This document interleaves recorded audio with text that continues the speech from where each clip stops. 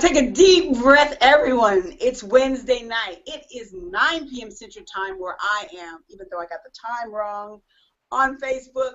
Welcome to the Attitude Shift. I'm Donna M. Butler, a little under the weather, but still trying to look good the best I can. I actually look like The Walking Dead, and we'll talk about that a little later. On the other hand, my wing woman, she looks stunning.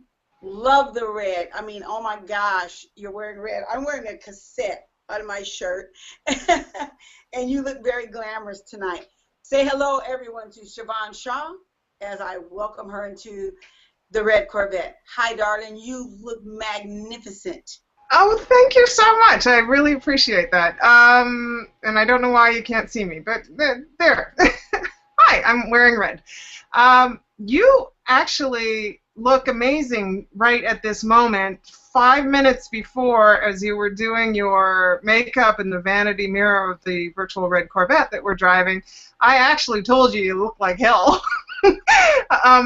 And that's really something that we're going to talk about tonight, is that person in your life that will be there through thick and thin for you and kind of tell you the way it is. It is called your ride or die. You're right. And I have to say, I never heard of that. Ride or die. I know, and that's crazy because I just knew you would know when I said ride or die. I just knew that you would know what I meant because you are pretty much my long distance ride or die. I am. I'm like the long road trip ride or die. You are. You really, Yeah. only a ride or die would do what you did when you saw me on camera. You kind of gave me the look like, are you really going on camera like that tonight? But Well, I actually gave you the option to cancel the show tonight because you are telling me that you're nauseous, you're sick, you look just like, you look like death. You really did look like a zombie. I was like, whoa, what is the show tonight? Are you in character? What's happening? So I really no did. way Yeah, we're going to cancel. No way can we cancel this show. I've waited for this show. Even though our show was amazing last week, and I want to say, Siobhan, I'm still having those dreams about my mysterious, strange, but familiar person in my life. It's just crazy. We got to get to the bottom of that. I got to inbox Dr. Dream. But just to remind everybody, last week, check back on theattitudeshift.com. It's right there. It's embedded right on the site right now. Dr. Dream was with us, Kelly Sullivan Walden, and she's been on our show numerous times when we were on Blog Talk Radio, and this is the first time she was on Google Plus with us. We had a little bit of a nightmare getting her on, and we recorded like half an hour of Donna and I, which I actually just deleted completely because I just put it into the file that said, outtakes, like maybe for a trailer or something like that, because we had to spend like half an hour trying to get her on. We finally got her on, and we had like an hour of amazing dream interpretation with her. Oh, yeah. And we love her every time, and this time just being able to see her was just extra special. There was something amazing about that. I know. So right on when she tells you what she thinks your dream is about, because of course we just kind of interpret dreams as if it was reality. Exactly. If I'm having sex in a dream, it's because I like the person or something. But she just is completely on another plane and in another dimension, and I love that because it gives you another perspective. It sure does, and it was great. I can't wait till we have her on again, and it's great to be able to have a titanium link in our toe chain, like Dr. Dream. So have you noticed my what are you doing? Yeah, I got a little bucket chair in the vat that's like a little bouncy right now. I like that. A little bouncy movement going on and stuff, Well, and you're sitting in the bathroom, so No, I'm sitting in my virtual red Corvette. It just happens to look like a bathroom shower curtain tonight. So tell me, okay, so first of all, rev your engine. What do you have tonight for the folks? Well, I'm going to rev my engine, and I'm going to lead right into what we're talking about tonight. We talk about ride or die, which means somebody that's going to bury the body, shut their lip, throw away the key, the ride or die, someone that has your back, someone that's there for you all the time. And one thing I noticed as we talked about ride or die, it was always our girlfriend. It was always our BFF, our bestie. You know, when you look at ride or die, very few ride or die comments I found, other than Bonnie and Clyde and a few other people, talked about their spouse or their significant other as their ride or die. And so I'm going to rev it on there because I'm going to say, you know what? Where's my ride or die? You know, as far as I am a married woman, I'm married. Is my spouse considered my ride or die? No. He's not. He should be. He should be my ride or die. He should be my ride or die. But he is not my ride or die for whatever reason. And I'm keeping it real raw right on it. I'm going to rev my engine and I'm going to say, Ivy, why aren't I your ride or die? And Ivy can say the same thing to me. Donna, why aren't I his ride or die? You know, and I'm asking women and men alike to look at their partner, their significant other, and say, does she have my back? Do I have her back? I'm going through some marital issues right now. And so keeping it real, you know, right now we're not each other's ride or die. And that's a sad thing. But I'm asking people tonight to look at your significant other and say that, you know, are you my ride or die? Do you have my back? Do I have your back? Ask yourself that. Do I have your back? And if not, see if there's something you can do about that. You know what? Because if you don't do something about it, trust it, there's somebody else that's willing to step in and do something about it. I revved, I smoothed it out. We're going to talk about that on another show. Let's shift it and let's talk about those ride or die attitudes of BFF and what you do for your bestie and all that good stuff. Well, that's interesting because just before the show, John was here, and I turned to him and I said, John, are we each other's ride or die? Ah! First of all, he looked at me like I was completely from another planet because he'd never heard of that term before, right? And so I had to explain to him what I meant by ride and die, and I want to get your take on that before I tell everybody else what sort of the meaning is, right? On like Urban Dictionary and all those different things. Right. So the thing is I asked him and I explained it to him, and he was like, I said, well, some of the famous ride and diers would be somebody like Bonnie and Clyde. And he goes, oh yeah, we're ride and diers. He said we'd make Bonnie and Clyde. He said, and I was like, what are you talking about? He said, we take really good mug shots.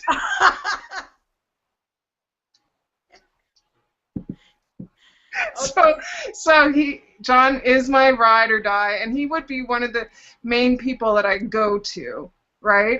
And right. Do you know where ride or die started? Like the expression ride or die, do you have any idea? Yeah, well, I first heard ride or die a long time ago. You know, it's back in what we say back in the day. And that was, you know, when someone had your back. It was your ride or die. You know, they're going to ride with you, and if it came down to it, we're going to ride through, get through it, or we're going to die trying. That is where ride or die came from for me back in the day. Now, they've taken it and turned it different ways. You know, they've taken Bonnie and Clyde, which is a perfect example of ride or die. You know, perfect example of a ride or die attitude. That's someone with you that you've reached that level, and some people say they don't ever feel that way about another person, that they could be so close or so entwined or so caring about a person that you would, you know, give your life, or you would, you know, do whatever it takes to help that person, you know, get over whatever they're getting over. So they've kind of twisted it up, and now they, you know, put something else on it. Like I said in the beginning of the show, you get the body, you bring the body, I'll help you hide it. You know, that's the kind of ride or die. They take it to that level now. You know, the kind of ride or die is that if I see you do something, I'm going to shut my mouth and plead the fifth. You know, they've taken that ride or die to a whole different level, which made me, you know, want to do the show, because going through some of the things that I'm going through personally in my family, with, like I said, with marriage and even with my daughter, and getting reconnecting with her, as she goes through and overcomes her addiction, reconnecting with her. And I am what I would consider an old school ride or die right now, that I will do what I can to help you, and I will die trying to pull you to a certain level, but you got to ride with me. That's the way it's not just me carrying you along the way. We're in this together, and we're going to help each other. I expect the same from you that I'm giving. That to me is the ride or die from the old school. Okay, that's because I saw Ride or Die connected with the Fast and Furious, so I thought that maybe it was sort of a term that came out of those movies, right? So because I've never heard of it. It makes sense to me when you think about it. Are you with me the whole way? Do you have my back? Are we gonna go over the cliff like Thelma and Louise? Or are you gonna hide the body? Kind of stuff. Right. And that's an attitude to have. We always talk about, Siobhan, the links, the titanium links. And I meant to bring my toe chain link with me into the Corvette. But I didn't. But you could imagine a toe chain and the links. Yeah. And how strong they are. And they're only as strong as each link connected together, and it's used for one common purpose. The same thing with that ride or die attitude. We both have a common purpose, even though it may be two different things. Like you and I, we both have different lives outside of what we do, but we both have the ride or die attitude that we're going to be sitting in the green room one day laughing that I was doing this show in my in my bathroom, virtual Corvette. But really, that's where I want the show to start out in the bathroom. We've already talked about this. Right. And now we're actually doing it in the bathroom. But you know what I mean? We have been through this, and we know what we want. And so despite all the obstacles that have gotten our way, the speed bumps, the people, just everything, we still continue to ride it together. And I look at it that way. I mean, you're someone that knows a lot of things about me that I felt comfortable telling you and still feel comfortable telling you. And to me, that's what a ride or die attitude is with your friend. Right. But then again, I go back to that ride or die with your spouse. How many times do we become disconnected? We're closer to our girlfriends and our guys. Here comes football season again. Wives become widows. Some wives, I love football more than, my husband does, but some wives become widows because the guys are all gathered together, watching football. And so what happens when we don't use our spouse as our ride or die? Well, I think that's when the marriage starts to break down and the relationship starts to break down, because you're having to go outside of what should be a very strong, solid commitment to find somebody who is, going to go to the ends of the earth with you. So once I think your spouse decides to stop short the side of the cliff and watch you fall over it, right? Right. No, you're absolutely right. That's over. That's over. Or there has to be sort of like a quick, reverse, and you have to kind of go back, regroup, and start again. Start that ride again. And it is possible to have your ride or die, girlfriend or whatever, and still have, as we said, and I think I said in one of the posts, your main squeeze, your spouse, your significant other, your main squeeze, and still have your ride or die. Right. My husband's sister is one of the people that I can say ride or die. Pam has been through a gamut of things with me, and as of late, as I have been dealing with, my daughter and the things that she's dealing with, she has had that ride or die attitude with me. That, I'm going to stick this out with you. I'm going to face her with you. I'm going to talk to her with you. We're going to have a intervention where I'm going to jump down her throat and catch her back on this. Yeah. And when you feel weak and you need to crash, you can crash over here. If everything is toppling on top of you. And this is my husband's sister. And she has that ride or die attitude with me, despite their problems that are going on, with her brother and I. And to me, again, that's a ride or die attitude. That she's not taking the side of who's right, who's wrong. She's just being the person to me that she's always been. Nothing has changed. And like she said, you and my brother could break up, divorce tomorrow, move to, other ends of the earth. You're always going to be my sister. And we're always going to have this relationship. So that's, to me, another form of that ride or die attitude, that mentality. I actually love that idea because you have so many best friends as you grow up, and they come and go and they move. For me, I've moved away or they've moved away so many millions of times that everyday connection isn't there anymore. But that those people are in the ride or die category. Right? Absolutely. It's like you and I, ride or die. I might not be able to help you with something that's going on in Louisiana, right? Right. But anything to do with what we can accomplish this way by talking over the internet, we're there, right?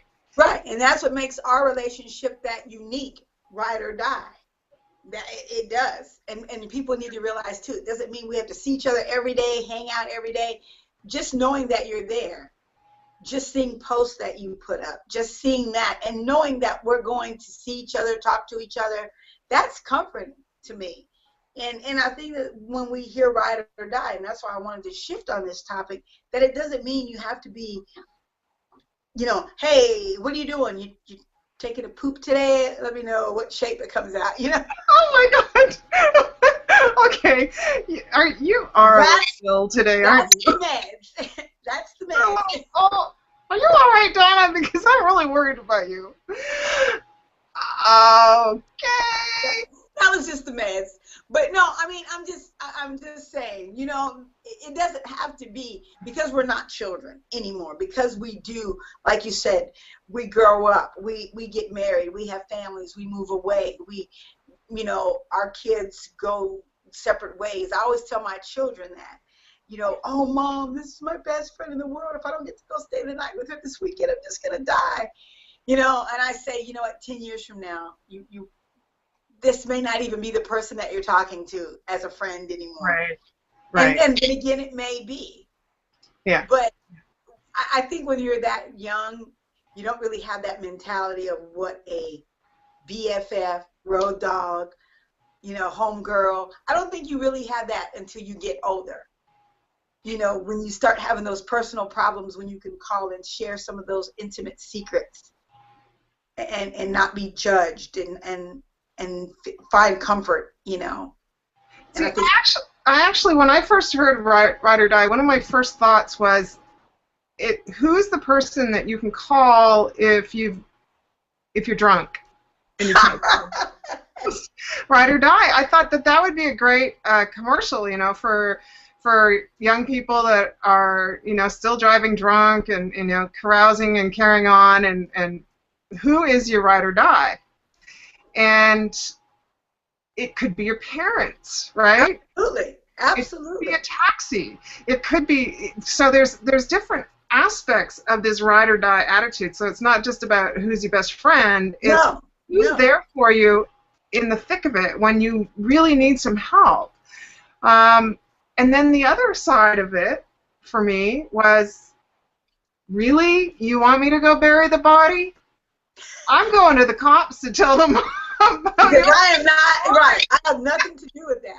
I'm sorry, I have nothing to do with it, right? So there's a couple of aspects that I want to discuss, and those are two of them. I love how you said that, though, because a real friend, and let's keep it real, a real friend is not going to help you bury the body. A real friend is going to probably talk some sense to you and say, dude, you know what? Let's take care of this so you don't end up doing I'm not going to prison for you. I have somebody's got to be on the outside to take care take care of business, man. So how about we just do it like this, But you're right. Ride or die doesn't necessarily mean I'm gonna, if you do something wrong, I'm gonna go right down that, alley with you. it also means, and it also means that I'm going to be truthful with you. I'm going to be authentic with you. I'm going to be your friend, that I'm going to say, hey, you know what? This isn't going to work. You know, you got to do something different. If I see you drinking too much, if I see you standing on the edge of the cliff, what's the old saying? If your friends jump off the bridge, are you going to do it too? Hell no. That's right, right? I'm not going to go do that. I can be your BFF without jumping over that over that bridge. You know, so I think that that's more being a BFF, is to say when, you know, you're about to do something stupid, your homie is about to do something stupid, that you say, hey, you know what, that's pretty stupid, homie. Absolutely, because I think that especially if it's sort of a hip thing to do, this ride or die, or have this ride or die attitude, it's like cool, hip, it's whatever the word is. It doesn't mean that you have to really go to the ends of the earth with the person. You know, you don't have to jump into the fires of hell with them, right? The thing is that, yes, you might, with your spouse, you might have to go and sleep in the car. You might have to, you know, live on craft dinner. You might have to give away all your stuff to get somewhere that you guys want to go and get to reach a goal that you want to get to. That's ride or die to me. That's ride or die to me. Right? Like there's a picture on our Facebook page, The Attitude Shift, that I pulled off of the internet, and it says, I'm not a ride or die chick. I have questions. Where are we riding to? Why I gotta die? Right. Can't I just go to the work and you call me later? Right. Like, can I be that chick? That's a great one. That is a good one, because it is that too. And I believe that someone asked me earlier, could ride or die be guy or girl? You know, is that relationship, that attitude, you know, expressed between guys and girls that aren't necessarily married, that have no sexual relationships, that they're just good friends? Yes, I 100% believe that a ride or die friendship, if that's something you can do, and there's, you know, that's your homie, that's your guy friend, and it doesn't hurt anybody else, there's no outside people getting involved, you know, there's no marriages being hurt or compromised, I think that is an awesome relationship to have. You know, I do believe in relationships with the opposite sex. They don't always have to be sex. They can, you know, they're friends. I think guys, you can learn so much from each other. You know, guys, one of my favorite guy friends, his name is Nate. I told him that make sure when he chooses his wife that he takes her swimming. So when she gets out of the pool, if she's wearing makeup, you know, we'll show what she looks like, if her weave, her hair, you know, getting in the pool would be the way to judge how somebody really looks. And, you know, he took my advice for years. We talked about that over the years. We're still very good friends. He's married, just celebrated his son's first birthday. And, you know, he knows Ivy, his wife, you know, and I are cool. And we're still cool. He's somebody that I consider, you know, a cool homeboy. Right. You know? So that's cool to have. That is cool to have a real live homeboy, you know, as a friend, a close friend, you know. So I'm all for that. For the girl that inboxed me, that might be inappropriate. I don't think it's inappropriate. I think it's really quite cool if you can do that without causing any. Notice I keep saying without causing any problems. Why are you saying that? Why are you saying that? Well, because I stand by that. I believe that you can be friends. I believe in high school friends. I have a friend that I didn't go to high school with, but I've known him ever since he was like 14, 15 years old. He's in Washington State. His name is Victor. Hi, Victor. Him and I have been friends forever. And I mean, we can talk. I've talked openly in front of, you know, my husband to him. When I went to Seattle for the summer we met, he took me to a George Benson concert. And we like kicked it till 4 o'clock in the morning with no line being crossed, with no, have to come home and look guilty, can't say what we talked about kind of thing. But when you cross that line and you have your friends, and old friends, old school friends, old flames, you have to be careful and you have to be respectful of the other party involved. Mm-hmm. You have to make sure that your husband is good with that, or your wife is good with that relationship. and you have to be honest and open at all times, or that's not going to work. That's not going to work. I actually think that comes down to one attribute of the ride or die attitude, which is honor. Absolutely. That's beautiful. Right? Honor. So there's this quote, and the reason I thought about honor is because of a quote by a guy named Joseph Addison. He said, "Better to die 10,000 deaths than to wound my honor." Wow. Right? Ride or die. So, are you going to, when it comes to doing something stupid with your friend, right, like Bonnie or Clyde, like... Right. I think it was Bonnie who had probably a choice to not get in the car and go on a ride with the guy. Yeah. I don't care how good. Bang. Right. I don't care how good he looked. When he held up the first store, I'm out of the car. I'm not lying. I'm not dying. Right? We have a choice. We have honor. We have our honor, and so there. I don't like this, eye for an eye, tooth for a tooth, or concept. I don't like this. There's sort of that. If my honor is wounded, I'm going to stick a knife in my heart. The Japanese haiku is called. We all make mistakes in life, and we all make bad choices. But I think that when it comes to ride or die, there is a line that we should never cross in going the distance with the people that we're in that damn car with, right? You're right. And there's only room, and when you're doing that, and that's what I mean, and where honor plays a big role, where trust plays a big role, where when you're choosing these ride or die friends, or when you're, reintroducing old friends into, your life, your new life, and things, and you have to be respectful of that. You can't, and I have to keep saying that. There's a difference of having girlfriends and a difference of having women as girlfriends. Or the same thing as when you're a kid. There's a difference of having the boys that you play football with and tackle on the ground and when you're all coming up. But then there's a time to put away those things, and you have your guy friends, and you have to have the boundaries. Everything has boundaries. Yeah. Even the friendships, like you said, they have boundaries. And so you have to be careful and respectful of these attitudes, these ride or die attitudes. They're great to have. It's great to have a good friend. It's great to have someone you can go down memory lane with. By all means, I think it's amazing. We talked about that when they had the challenge up about, I'm so Seattle that I remember all these things from when I grew up. These things are great. Social media is marvelous to do these things. But always remember, the other people in your car. And I love how you put that. Always remember who else is riding in your car. Are there children riding in? Do you want them to see the ride or die attitude you might have with someone? Do you want them to see that? But, you have to just remember that you're not the only person on the journey, even though your journey is separate. And it may be taking you to your goals that are different from your mate, your spouse, your friend, your bestie, however. But being respectful that, if they're your bestie, you expect them to be in the car with you sometimes.